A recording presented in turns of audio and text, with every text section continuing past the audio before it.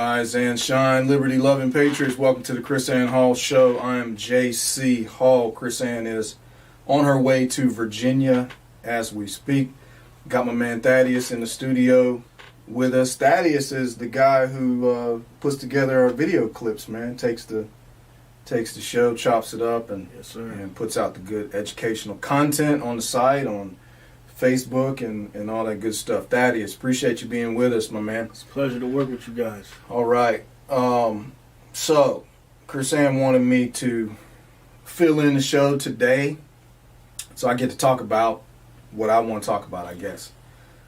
So, I wanted to bring you in. We talked about sitting around and just chatting about things and just throwing different subjects back and forth and putting it out there for the people to ingest. Stuff that we talk about anyway, right? Absolutely. So let me get that in front of you, and you should be appreciate it. So I'm looking at, and I want to get your take, your opinion on some of this stuff that's going on. Man, it seems like the world has lost its mind. America has lost its mind. Seems like it's just me. No, it seems like it was a quick downturn as well. It seems like if you haven't been paying attention to what's been going on over the last 5 to 10 years, it would seem as though it just fell off a cliff. Yeah. But that's a good point. But if you've been following, you've seen the steps, right? Gradual decline, but then there was like a slope. It just dropped. No, for sure. Because we see the underlying stuff that's been. It's been we see decades it, and decades and decades. Most people don't see it. But yeah, there was like this, like a spark. It seemed like absolutely, and absolutely. So yeah, man. It and I think that's like people get that sense. And of course, then you're in the backdrop of COVID and all that. So it seems like so many things all at one time. But that's also been kind of the Trump presidency. So as soon as Trump was elected, the opposition just launched like multifaceted. It was like an assault, a bombarding assault on the walls of a city or something like that. Just continuing to hammer. So it's been frenetic. It's just really crazy. So but in the midst of all of this, particularly the police shootings and the riots and all this, you have the rise of Black Lives Matter. Yes, sir. One as a slogan. Okay, first as a slogan. The hashtag, absolutely. Right? Black Lives Matter, which anybody can agree with, and if you're not, a crazy KKK member or whatever, right? So everybody can agree with the slogan if you are a decent human being. It's a true statement. It's a true statement. White lives matter. Black lives matter. Army lives matter. Dogs' lives matter. Life matters. Life matters. So, slogan. Let's set that aside. Nothing controversial about that until you get the radicals who say when you say something else, you mean Black lives don't matter. Exactly. I don't know how you deal with that level of insanity and lack of reason. I heard somebody speak about what Terry Crews said, and I believe this is where it's going. Where I think this is the trajectory of where they're trying to push it. He said, "Yes, we understand that Black lives matter, but we don't want to have that transition into Black lives are better." You know what I mean? So I believe there's a group in the movement that's exactly what they believe. They are black supremacists. Exactly. Yeah. But if you say that, then you're a racist. But it's true. I can pull it up. I can pull up right now. I follow several. I see it every day. There's a guy, Rashad Singleton, that I follow. Okay, he's a black author and whatever. He says stuff like that, and all of his followers make a comment. They're sick. They're really sick. They make sick statements. Just disgusting. They sound like the Nazis, right? They're like black Nazis. And when they talk about white people are not human, they have demons inside them. White people hate themselves. Very familiar with that. They talk about melanin is more valuable than gold, and just all this really crazy racist it's really unbelievable. It's a sick. To me, it's as sick as the other side. It's the same. The Nazi it's, side. it's the same. It's only two different. It's the same. Just different extreme on this right. on the opposite end of the spectrum. So then that's what I see with Black Lives Matter now as an organization. So let's set the slogan aside. Absolutely. When you then start looking at Black Lives Matter as an organization, and this is what Tucker Carlson was attacked for, right? And boycotted, because he talked about the movement, the group, the people behind this. The actual corporate entity of Black Lives Matter. But that's the problem, though. Most people run around speaking the slogan and making the saying and are defending it as the saying, but have no idea what the corporate entity is behind it, what the true plan and purpose of their organization is. Right. So that's the trouble. When you look at and what was the girl Patrice Kalour? She's got some Muslim name also. I mean, I don't even know which one is her name. But the girl kind of at the head of it, who then was on video saying, I'm a Marxist. We're Marxist. That's what we believe. We do have an ideology. We're Marxist. And then, so when you start tracing down who they are, you find stuff like this. The revolutionary abolitionist movement is who they are. And you can go here, the website, revolutionaryabolition.org, watch the video, read the book, it says. You click read the book, and it's the book, Burn Down the American Plantation. But you know what I'm finding? They're doing the same thing. Like, Islam was a trial run. Mm-hmm. So you have those so they try to separate, the peace-loving and the Muslims that are not, blowing stuff up or whatever, and then they put the radical Islam in a whole nother category, and they're doing the same thing with this. So they say that's not us. That's not us. That's not what we believe. That's not how we operate. Those are the people that are the extremists. We don't associate ourselves with them in particular. We just believe that this issue is a problem and we want to address the issue. However, here's the problem with that. Mm-hmm. The problem with that is the money goes to the organization. Exactly. Right? So the people on the streets can say, well, that's not us. Okay, that's not you. That's fine. You're the guy in your house. You see something on TV and you go show up to a protest. Mm-hmm. Well, guess what? The people running the protest, the people driving the narrative, is this organization to which the funding goes. Exactly. And that is who they are. Exactly. And so when you look at, when you go to the website and download the PDF, it says you can read the book. And you just read through the introduction. It's pure insanity. I mean, and the thing about it is, it's woven into a critique of legitimate problems. Mm-hmm. We have over-incarceration. We have lack of accountability. We have economic problems, economic disparity. All of those things are real. All of those things exist. And so they use that to then hang this ideological framework on that says, destroy America, destroy every semblance of government, turn America into little pockets of independent village-run I don't even know if you can call them communities, towns, village. I mean, it's this anarchist, complete lack of the state, and somehow you're going to have, and they have all these different terms, the elders and judges and whatever. But just like you saw, they tried to do this in Seattle. You end up with a warlord who's going around bashing people's head in. I mean, it basically sounds like they want to turn America into a pocket of little projects. Yeah. Basically you want to turn the whole of America into millions or hundreds of thousands of different middle projects. So whoever is the most powerful in this project is going to be the one that runs these projects. It's like, what is that, 1994 Somalia.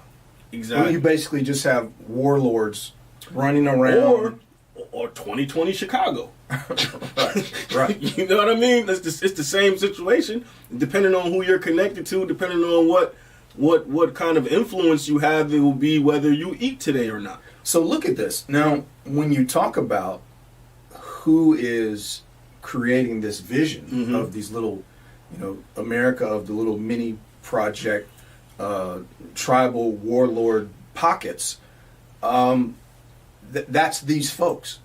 And the head, it's crazy. We talked about the one girl who says, I'm a Marxist and whatever.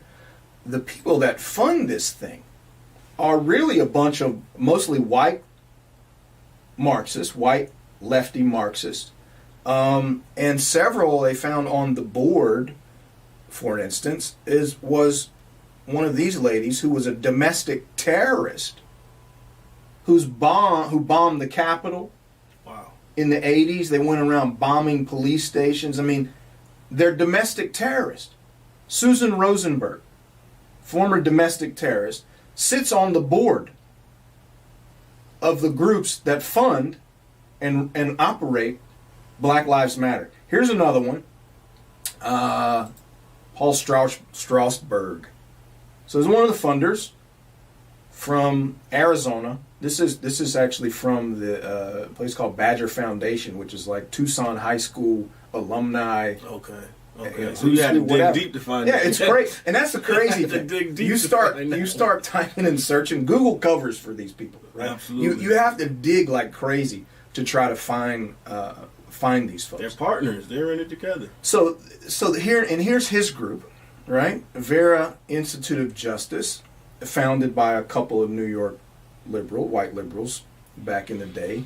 And you start to look at their issues, right? Mass incarceration. We know we have prison problems, we have jail problems, we have incarceration problems. Definitely. But then it's all framed in this Marxist, tear down America message. So it's almost like you said, you have this attempt to what is the word? To separate, right? It's all these people with good intentions and they're trying to address these problems. But then when you look at the core, it's this self-described revolutionaries definitely that want to completely overthrow America. Now, it's not to say we don't have problems and things that need to be addressed, but it's just like what you described. What do you end up with when you just completely dissolve everything? Then you're going to end up with... you want to dissolve government, you want to dissolve police, right? So who orchestrates? Who are the people that, number one, are supposed to implement the rules and the laws? Right. And then who is supposed to, make sure that people are following the rules and laws? Who do you think rises to the top? It's going to be... When you dissolve everything, who's in charge? It's socialism. It's socialism. I think it's going to be survival of the fittest. It's going to have to be. Just whoever got the biggest It's growing guns. up in the hood. You're going to basically take you back to growing up in the inner city, on somebody's block somewhere where you got to prove yourself, you got to fight. Somebody going to try to take something from you. Survival of the fittest. Basically, they want evolution. All right. No, here's another, and this is it. This is what's interesting. So you start to dig. All right. Black Lives Matter partners with International Development Exchange, or IDX, and that's Paul Strasberg. Okay. And that's that group. That's this guy. That's his. They won't name him, but they're right. This guy. Okay. His group, and here's his foundation.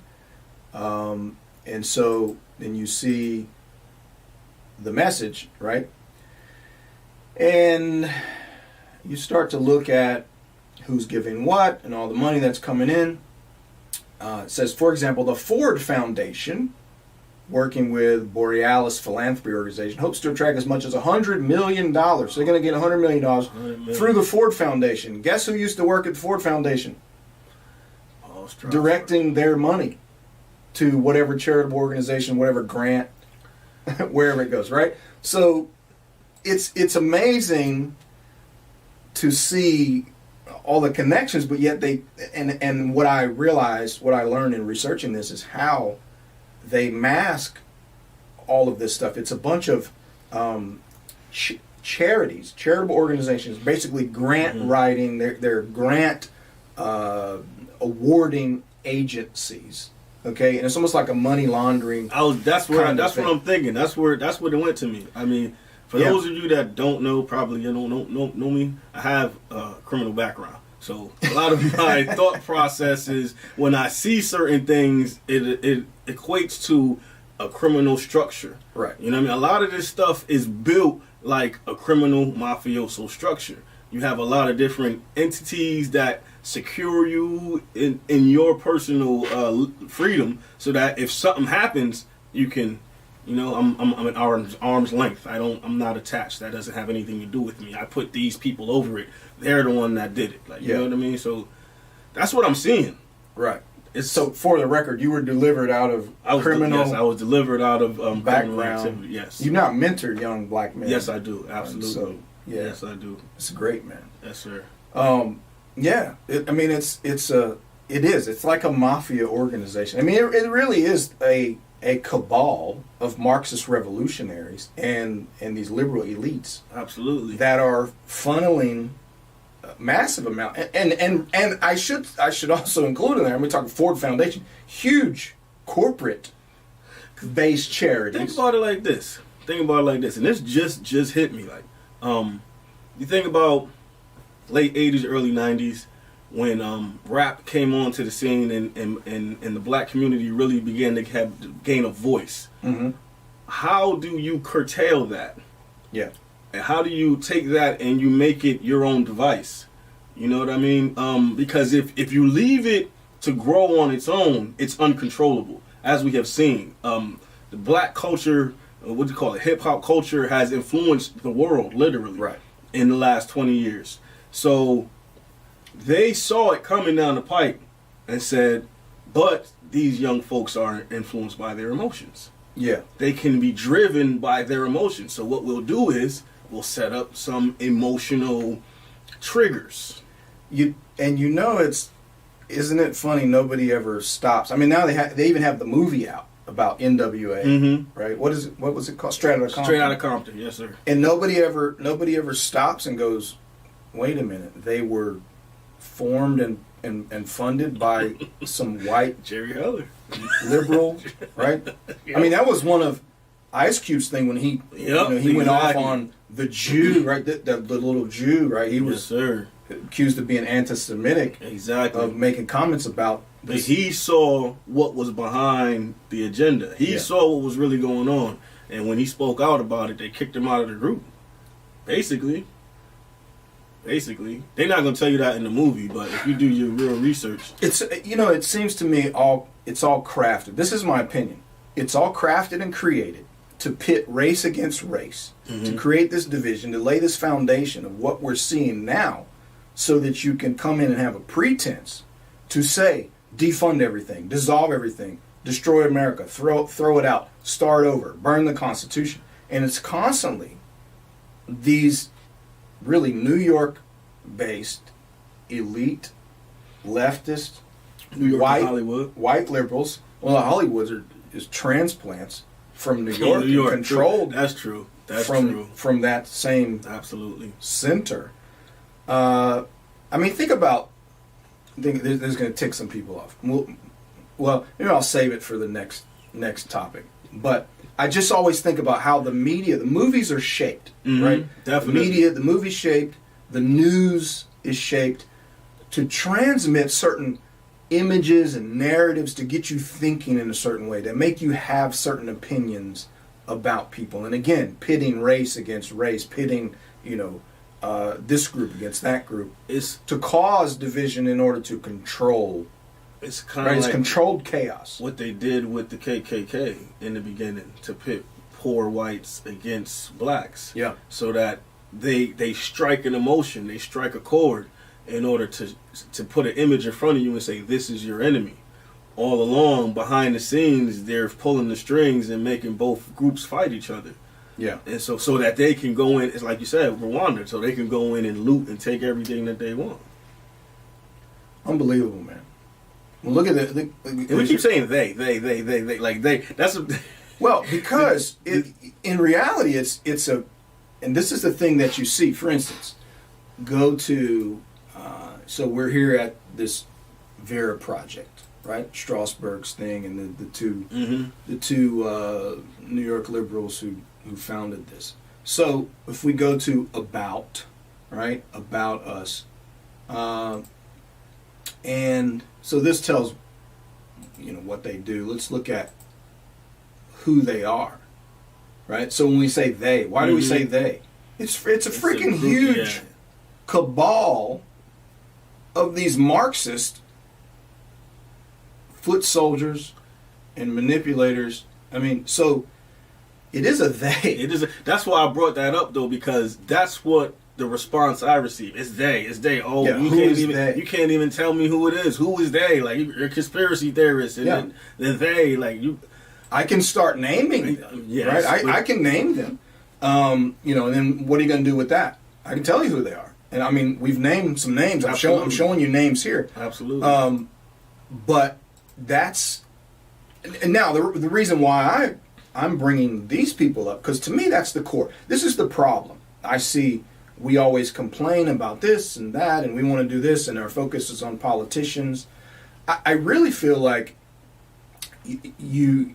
it's impossible to make a change or do anything about this unless you get to the money. Absolutely. You have to know who the money. Now, I don't care, about this politician from North Carolina who says whatever and he's an idiot. Who's writing the check? Who's making this thing go? Who's paying? Who's driving the train? Right? Exactly. And so that's the they to me. So when you look at this, but that's the they who do not reveal their names. correct. Nor do the that's newspapers why don't report it. They do not. Right? No, Fox is not going to say their name.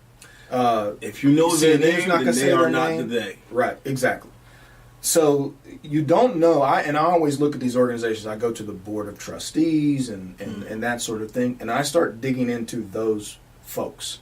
That's how I found Strasberg and some of these other guys. When you find out what's the saying? He who pays the piper dictates the tune. He pays right? the piper, So calls the tune. So if it's who's writing the check, that's the message that's gonna be driven. That's the goal that they're after.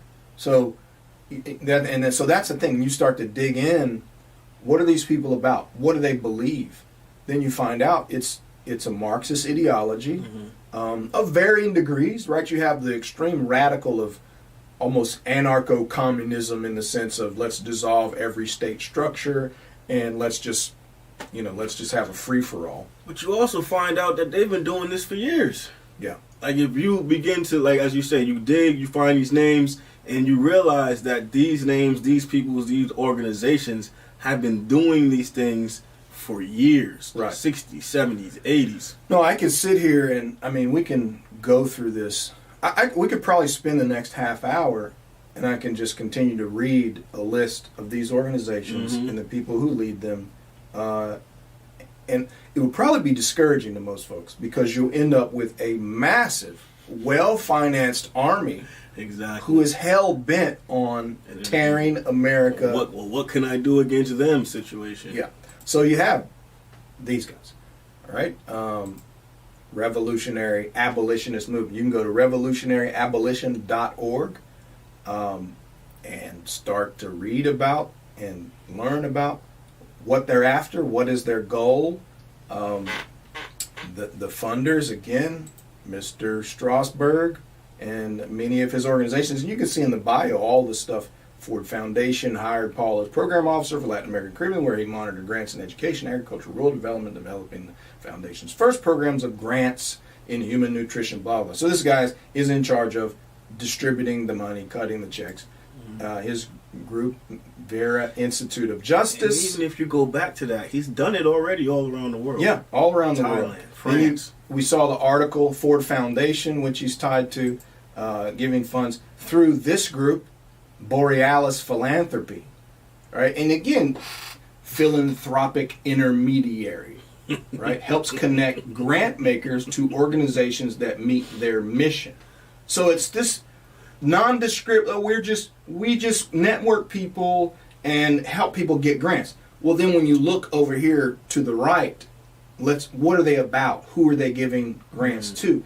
Intersectional organizing is no longer optional. In fact, it never was. Now, what is intersectionalism?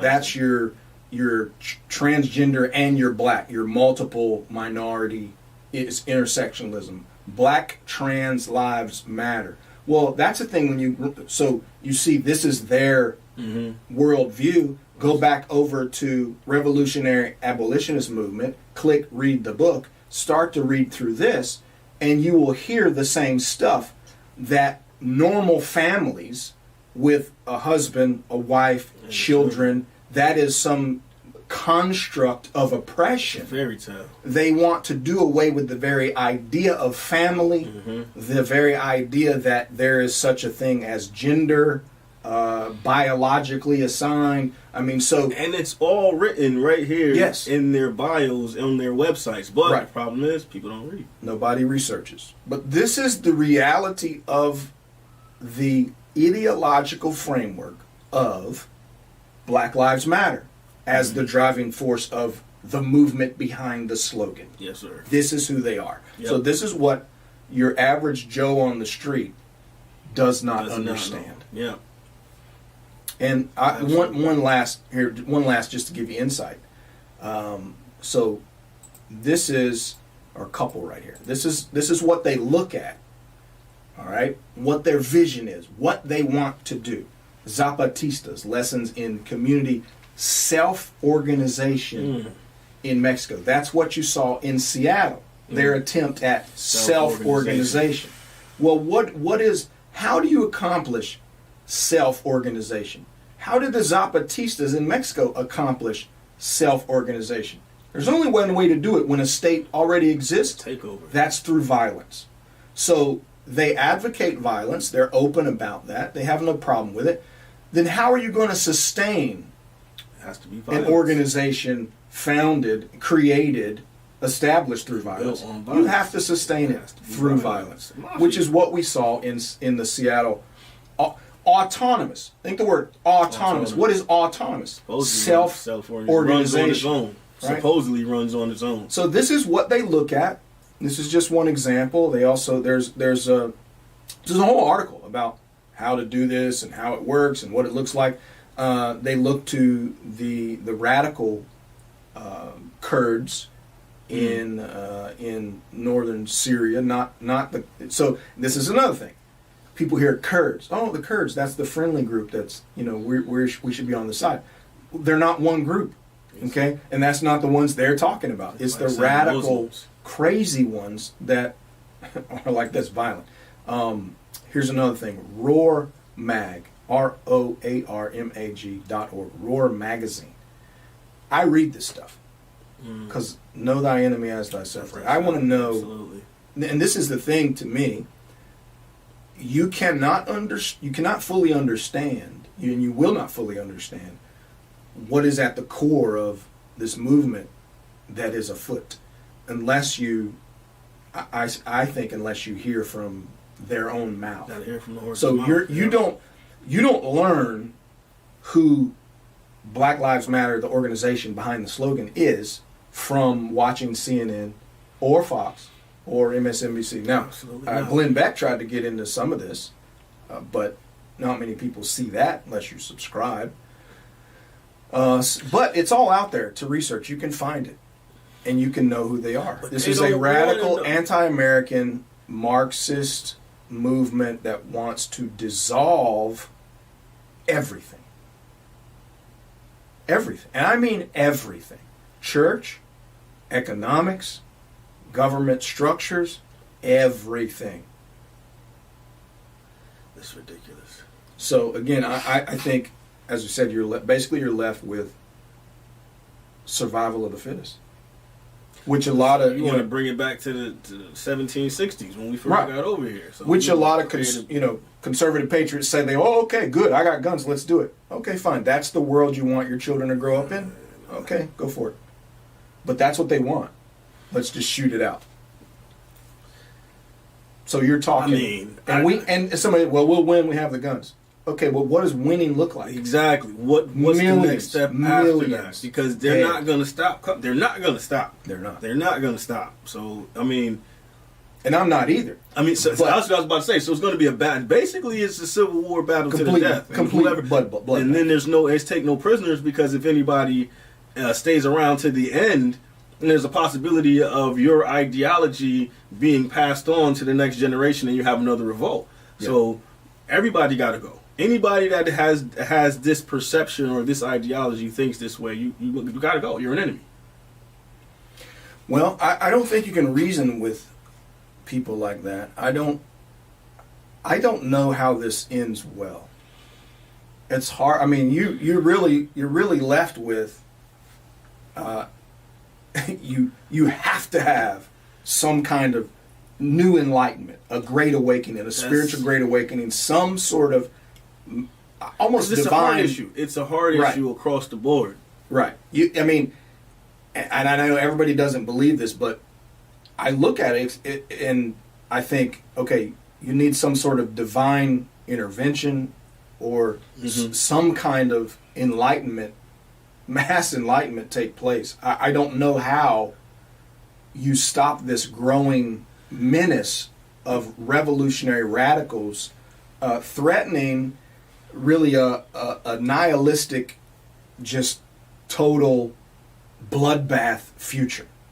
Because outside of a divine intervention, you're left with putting your life in the hands of someone else's morality, hoping that this person was raised properly enough to be able to dictate his own actions and not harm anyone else. Right.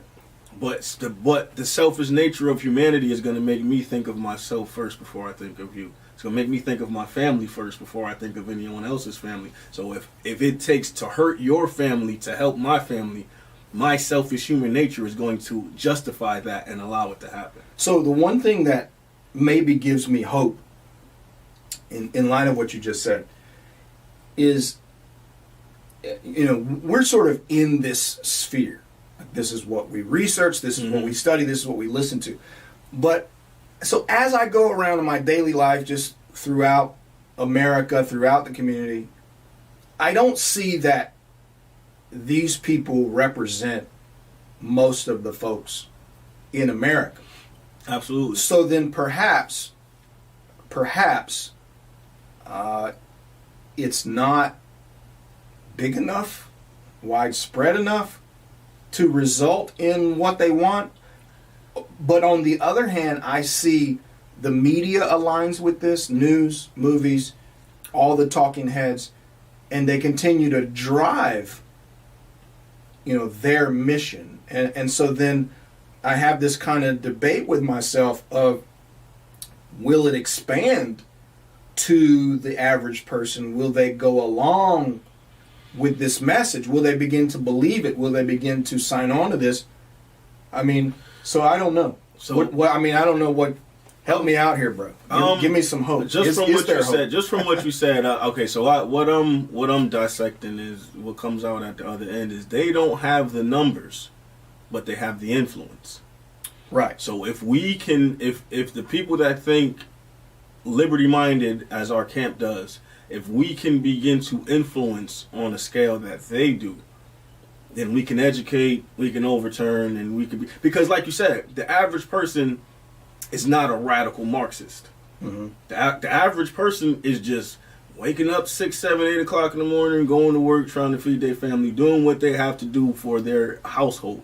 Right. And all the rest of the stuff that we ingrain ourselves on a daily basis is extra. Is a lot of times it's just entertainment for them. Mm-hmm. You know what I mean? Not realizing that if there's something that doesn't change, it's going to be knocking at their front door. Right. So I believe that is the message that we need to get across. However, the avenue that happens to be the most effective, we need to let people know that this is coming to your front door. Right now it's just on the news. You see it on TV.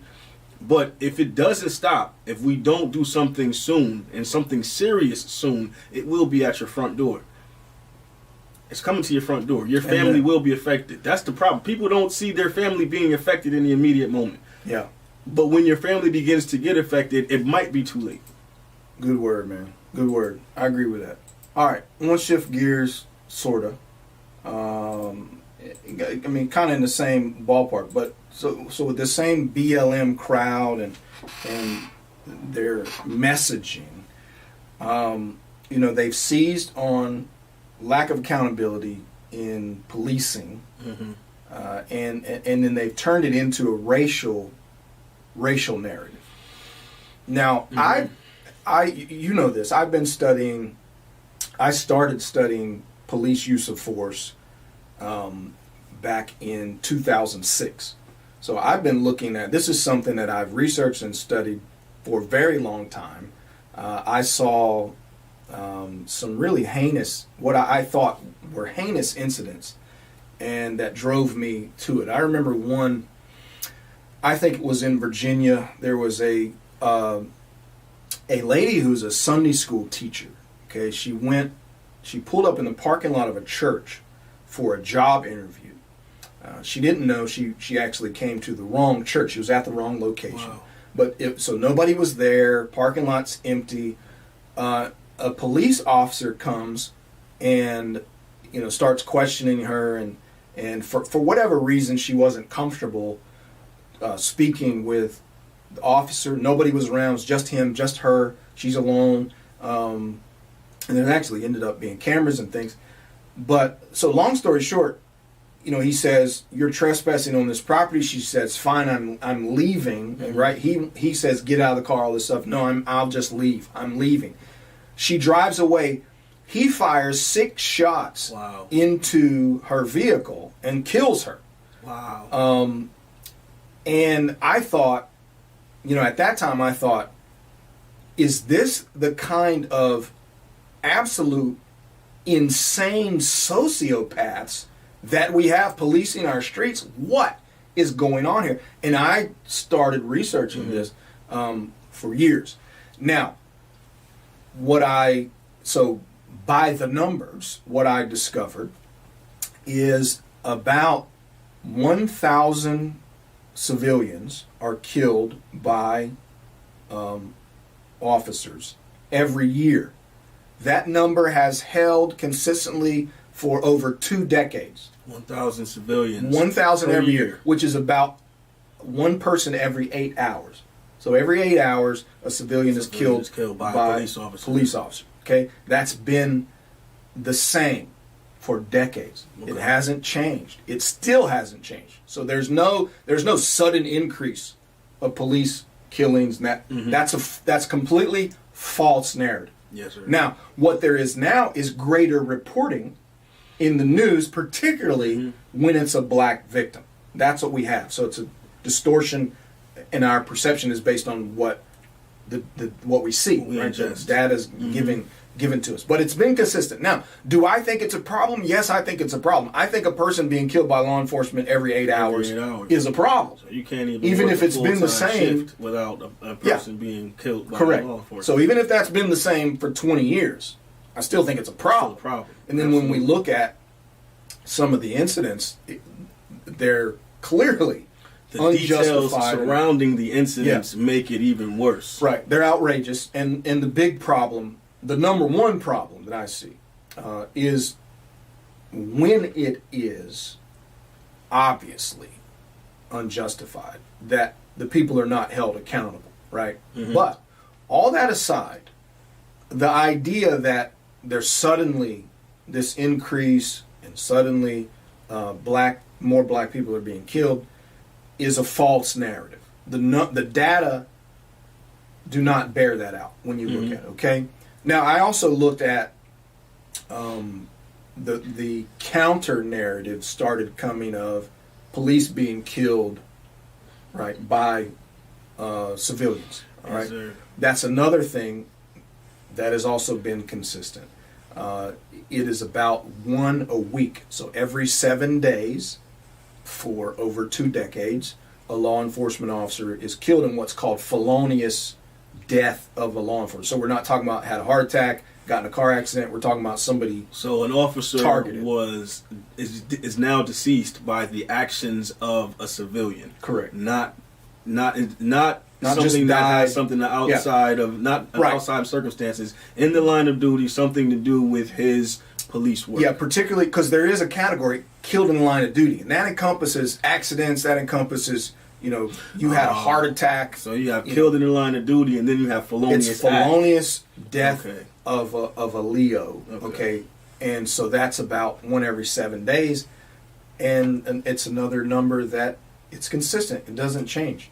I mean, any death of any person is a problem. Absolutely. But the issue is you have to get down into the incidents and deal with justified, not justified, following procedures, not following procedures. And then what you find is you look at the core problem of police unions and leadership that answer to the unions will come out and declare they followed procedure, no, it's no problem, everything's fine, even when you as a normal literate human being can look at the policy, read it, and say no, that is not policy. So then they're never held accountable. And then when it gets to a jury, if that ever even happens, the public will not hold them accountable. Now I know once you get into a court case, then there are ways they begin to manipulate the evidence and use. I mean, we watch stuff where like Rodney King and things like that, where somebody's getting the living crap beat out of them, and an attorney in the trial will take it will slow it down frame by frame by frame, and somehow make it look like no, it's something else going on, and so abuse. All that crazy stuff happens. So, bottom line is what I'm trying to say. But all that, all that's true. But the fact is, there's not an increase. It's not a change. It is a problem. These incidents are a problem. There is a problem with accountability, but there's not some sudden problem. It didn't just start. It didn't just happen. That's a false narrative to stir up this thing. Now, however, what about the other side? Now we hear this popular phrase, black on black crime.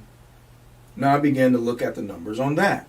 All right, because I don't want to go with just somebody just makes a statement or a slogan. No matter if Candace Owens repeats that 1,000 times a day, just because she says it doesn't make it true. What are the numbers? What are the facts? Absolutely. What is the data? Okay, so I want to tell people how to find that data, right? And it's available. So here's how you can do it. You go to FBI.gov, and we have it right here on the screen. So if you go to FBI.gov, right? So let's go homepage. There's FBI.gov, all right? You go up here and click on services. Clicked on services. Okay, this takes us to this page that shows us all the things that the FBI provides, as far as data and information.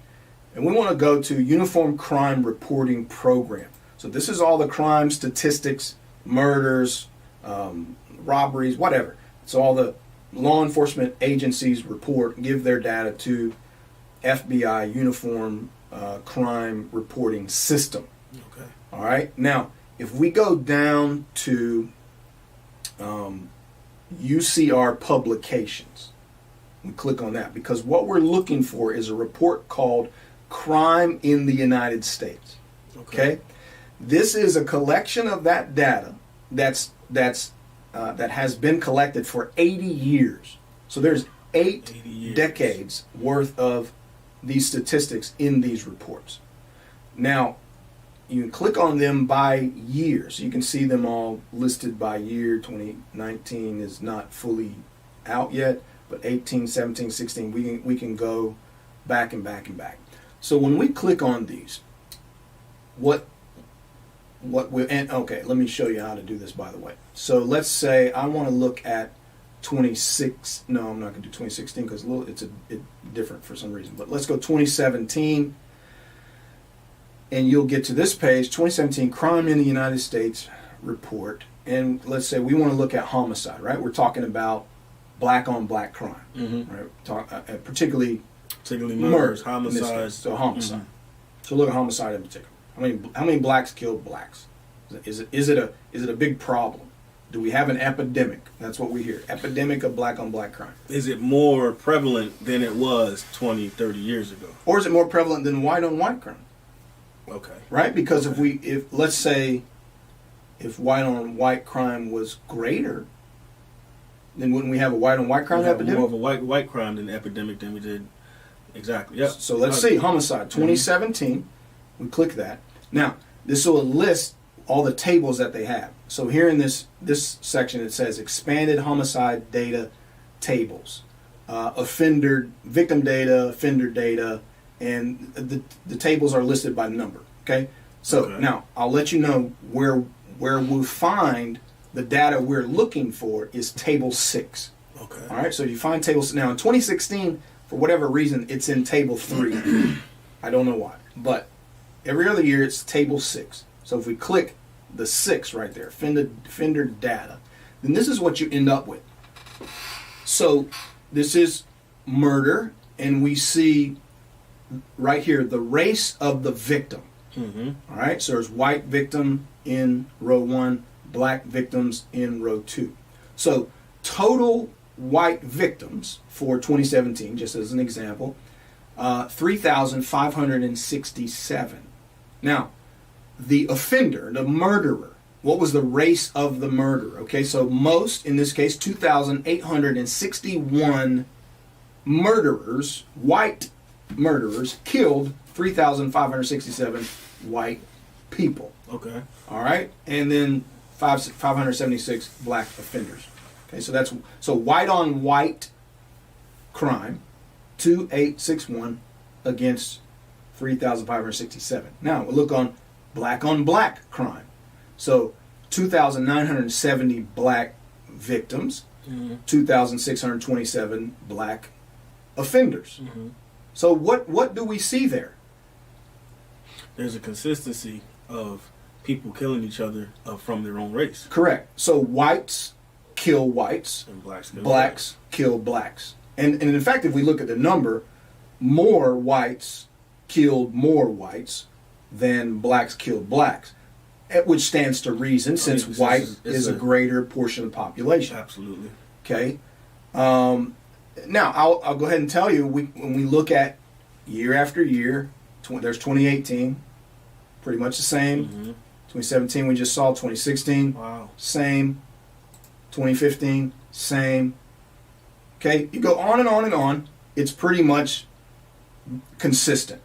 All right? Numbers are almost identical if you look at them from Correct. year to year. And so now, looking at this is the Bureau of Justice report. Now, to find this, you can type BJS, just Google BJS, race and Hispanic origin of victims, and this will come up. All right? And you'll get to, let's see if I can go back, you'll get to this website, Bureau of Justice Statistics, and you want to go here and click on Full Report. And basically, the Department of Justice under Donald Trump issued this report in 2017 where they looked at the data, some of which we just looked at, and they just basically did an analysis, a compilation of the data over 2012, 2015. Now you can look at this full report where you can look at all the numbers. I want to show you the highlights. What did they find? All right, so this is a 12, 13, 14, 15, 4-year period that they look at. What did they find? Basically what you just said, that pretty much, let's see, in the majority, right here, second one, in the majority of violent victimizations, white victims offenders were white and black victims offenders were black. The right here from now this is all the way back 1994. It says 1994 through 2015, white on white violence and black on black violence declined at a similar rate, 79% and 78% respectively. During 2012 through 2015, there were no differences among white, black, and Hispanic intraracial victimizations reported to police. So, what do all those numbers say? It says that, let's look further in this because people will bring up the rate. Well, they're only 13% of the population, but they kill more people. All right. Here is larger numbers over this span, and this includes all violent. So this is violent crime overall. Mm-hmm. So you're talking rape, sexual assault, robbery, aggravated assault, simple assault, as well as homicide. White victims, 3,679,410. Black victims, 850,720. Now, that doesn't include Hispanic and other, which is sizable. If you just looked at white versus black, the black ends up being around 19%. If you actually add in the Hispanic and that, you get closer to your 13%, within about 2 percentage points. Okay. So the fact is, the black violence is, in comparison to white violence, commensurate with the size of the population that blacks occupy. So in other words, the statement, well, they're only 13% and they commit more crimes, that's actually false. That's a false statement by the numbers, and there they are. And I know because I posted this on Instagram and people are coming at me.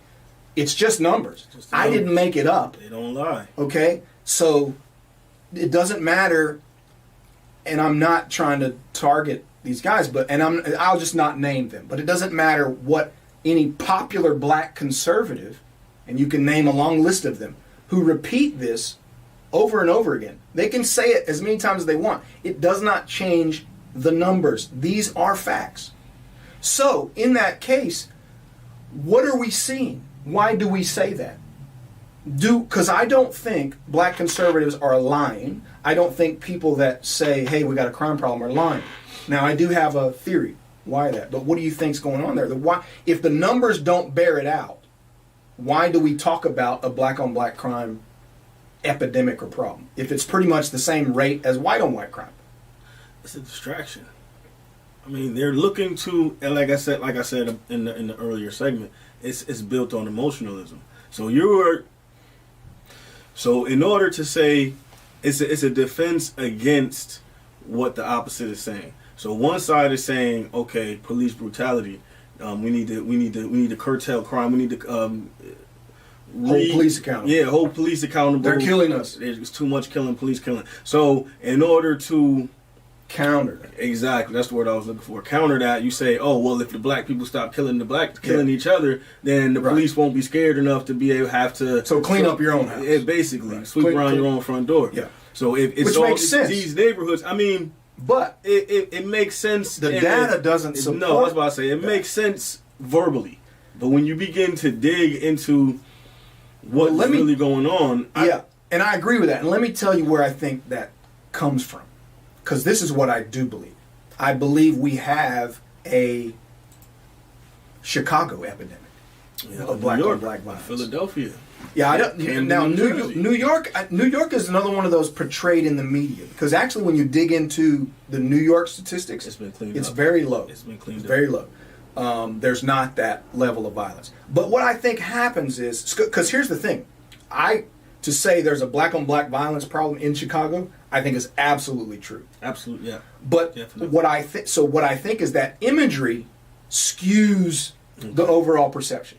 Because when you looked at the number, we saw the number. So when you have, let's say you have 2,800 black victims of homicide, when a single city has 500 of those, that's 2,800. Good Lord, that is a hugely disproportionate number. So we should be saying, and you could probably, at certain times, you could make that same argument in LA. At certain times, you could make that argument in Chicago, other places. The one in Indiana was really bad at one time. The Fort Wayne, right? Certain places, and they come out every year. The FBI does the most violent, number one most violent. And it's New Orleans. So some of that shifts. So then at times you have those problems in those places. And I think that is what shapes the perspective. In addition to media, think about this. Anytime, and by the way, you have the same numbers on aggregate in the white, in fact, larger numbers in aggregate in the white community. And you don't hear anybody say white on white violence. Never say that. Now think about this. In the media, when you see white violence portrayed, what is it? The noble cowboy, the brave soldier. But when you portray black violence, it's a context of criminal behavior, gang related. Absolutely. And it goes back to me, I can't help but think, when you think about NWA and the birth of gangsta culture being created, funded by these white liberals, the same people making the movies, who are crafting the narrative of the inherently violent black man. That are behind the media. That are same ones funding BLM and revolutionary abolitionist movement. And we fall into this trap of countering a racial narrative with a racial rebuttal. Oh, black people are more violent anyway. If they didn't commit more crimes than anybody else, have to be. Right?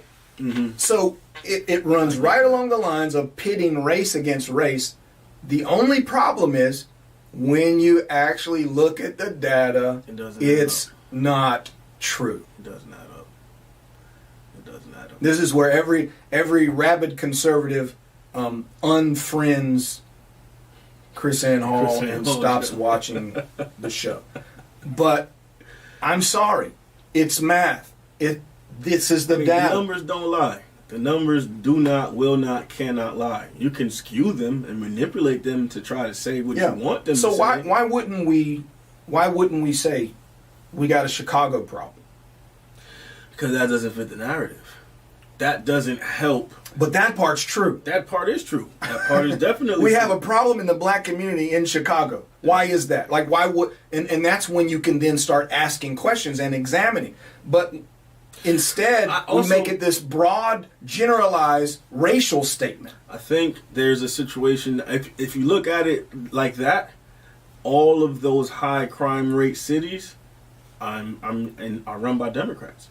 And I'm not even like, you know me, I'm not that dude, you know what I mean? But if you just look at the facts of the situation, most inner cities that are run into the ground, most inner cities with the highest levels of crime, the highest levels of drugs and all the rest of these things, they are run by Democrats. And have been run by Democrats for an extended period of time. But now, in light of that, isn't it interesting how you can conveniently then shift the blame and focus away from Democrats by saying, no, it's just inherent. It's inherent in black people. But it's a black on black crime thing. One thing that then you don't see it's a Democrat leadership thing. But then again, honestly, I don't think I believe that parallel is true, that the crime is more prevalent in the Democrat areas, but I'd like to dig a little deeper. Our black conservative friend did make a statement that I believe is absolutely true, whereas it's a fatherless thing. Right. And that which again goes back to the whole board, which goes back to the Democrat. Try to get these dudes off the hook, and they just keep hanging themselves. But I mean, that's the big. I think that's the biggest, deeper heart of of the whole crime issue, because no question that goes across the board. I don't care if you're white, black, Hispanic, Asian, whatever. If you are out, if your father is not in the home, then you're a proportionately higher chance of you being arrested, going to jail, getting yourself into a life of crime activity than someone who has their father in the home. And that's the one thing I heard. I was listening to Alan West, though he kind of makes this generalization of black on black crime, but I think he's trying to make the point that we're making, just not very well in that regard by repeating the myth. But he did point to exactly what you're saying, the 1950s Democrat policies. That this is the fruit of that. Exactly. So even that you described still goes back to Democrat leadership. So by design, I mean, ever since Democrats ran the plantation and created the KKK, it's been the same mission and focus. Oh, and we can throw in there Planned Parenthood. The Democrat-founded Planned Parenthood committing genocide in the black community. So it's crazy. It's the same narrative, the same mission, the same goals, yet historically 94% of the black community supports this homicidal organization that's killing them. It's a sleight of hand.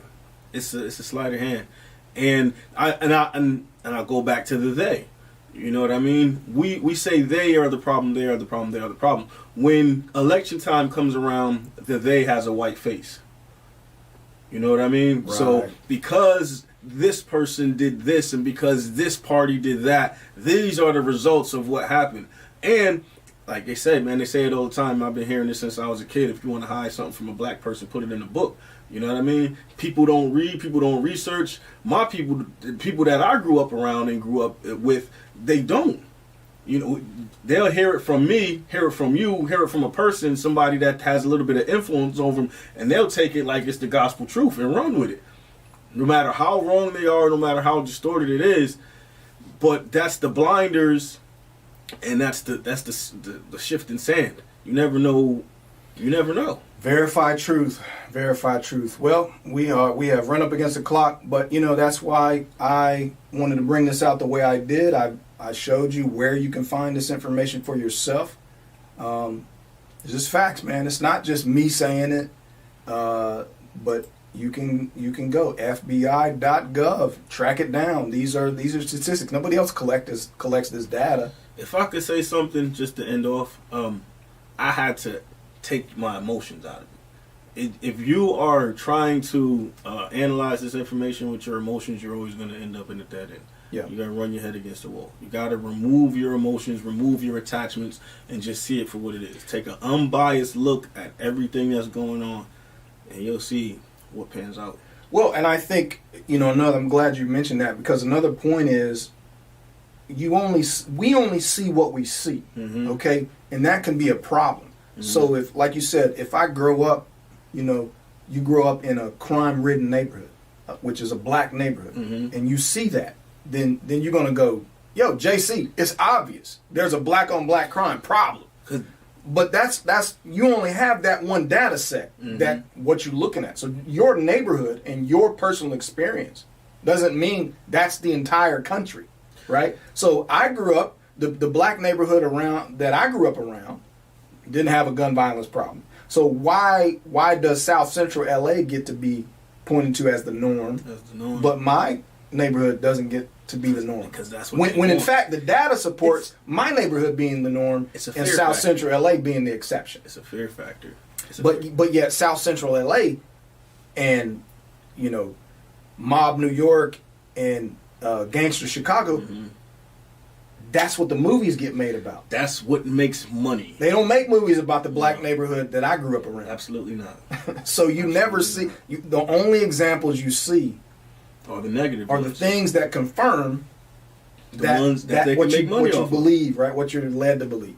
So I do think that's a good point. So you have to set aside that personal bias, personal emotion. Look at the facts. Take all the data and realize it's a fallacy of logic called argument to small numbers, which means we base our premise on only what we see, right? Somebody said, I like to give the example, hey, there's 1 billion Chinese people in the world. No, there can't be 1 billion Chinese people in the world. I don't know a single Chinese person, right? The fact that you don't know one, that's only your data set. So I had a very nice lady say, hey, I grew up in LA and I saw this. I know there's a problem. No, there was a problem in your experience, but your experience is not representative of the entire country. And then, we can say you had a problem in your neighborhood at that time. Chicago has a problem now and has had a problem. And other cities have problems from time to time. But those singular places are not the whole country and certainly don't represent the inherent nature of an entire race. And even if your neighborhood has an issue, it's not the neighborhood. There are certain people in that neighborhood that cause an issue. Because the same everyday average working Joe doesn't want to run up against that person that's causing the problem the same way the police doesn't want to run up against that person that's causing the problem. Yeah, even when you say Area X is a violent neighborhood, you're probably going to be talking about what, 10 people out of 100 in that neighborhood make it a violent neighborhood? Exactly. Exactly. So, but nobody says anything. Everybody just puts their heads down and goes on about their daily life. So they basically get to operate with impunity. Yeah. Well, I think that, those generalities based on our personal observation are a problem. You have to step outside of that and actually look at the data. Otherwise, we're feeding into the very same manipulation that's being used to divide and conquer. So, anyway, there it is. Appreciate you guys tuning in. I hope it was educational, even if it's hard to swallow. I gave you the truth. Every single bit of it is fact, is truth. It is what it is. Amen? I mean, I didn't come to make friends. I come to make you educated. Like, don't shoot the messenger. So there it is. And you have the sources. God bless you guys. See you next time.